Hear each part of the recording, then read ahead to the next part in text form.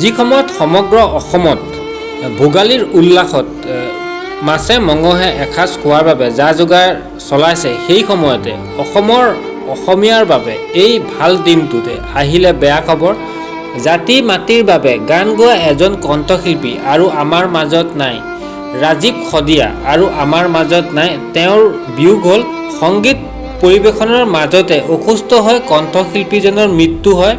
এনে এটা ঘটনা সংঘটিত হয়। দেওবাৰে এই ঘটনাটো সংঘটিত হয়। এজন ভাল কণ্ঠশিল্পী, জাতি মাটিৰ বাবে, মাটিক আচলতে ভাল পোৱা, জাতিৰ বাবে গান গোৱা, মাটিৰ বাবে তেওঁ গান গোৱা আৰু তেওঁ জাতিক ভাল পায়, আচলতে অসমৰ মাটিক আচলতে ভাল পায়। সকলোকে সমান চকুৰে চাই আচলতে এনে এজন শিল্পী তেওঁ আমাৰ মাজৰ পৰা হেৰাই যায়। কণ্ঠশিল্পীজন জাতি মাটিক ভাল পোৱা সঁচাকৈ বৰ দুখৰ বিষয়, কিয়নো এজন ভাল কণ্ঠশিল্পী আমাৰ মাজৰ পৰা হেৰাই গ'ল। তেওঁ কণ্ঠদান কৰি আছিলে এখন মঞ্চত দেওবাৰে। সেই অনুষ্ঠানত আচলতে তেওঁ ঢলি পৰে। এনে এটা ঘটনা সংঘটিত হয়। AMCত ভৰ্তি কৰোৱা হয়। চিকিৎসাধীন অৱস্থাতে তেওঁ বিয়োগ ঘটে বুলি ক'ব পাৰি।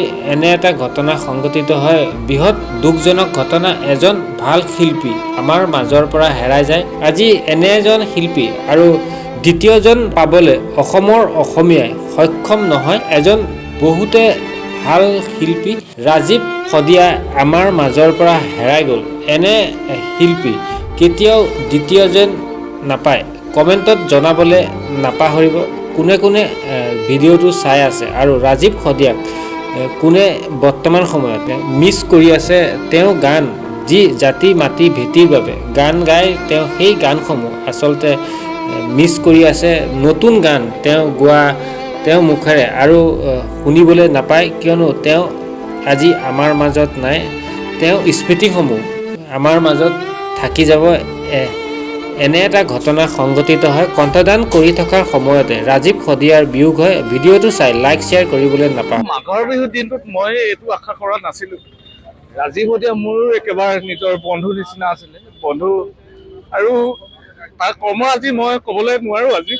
আজিৰ দিনটোত মোৰ মনত বহুত দুখ লাগিছে, কাৰণ এটাই কথা, চাৰিআলিত যেতিয়া আমি বহিৰাগত দপদপনি চলিছিলে, যেতিয়া আন্দোলন হৈছিলে, কিন্তু ৰাজীৱ শদিয়া এনে এজন গায়ক তাত আন্দোলন কৰিবলৈ সি ওলাই আহিছে। মোৰ ফেচবুক লাইভ দেখি সি কৈছে মই বন্ধ কৰি আছো।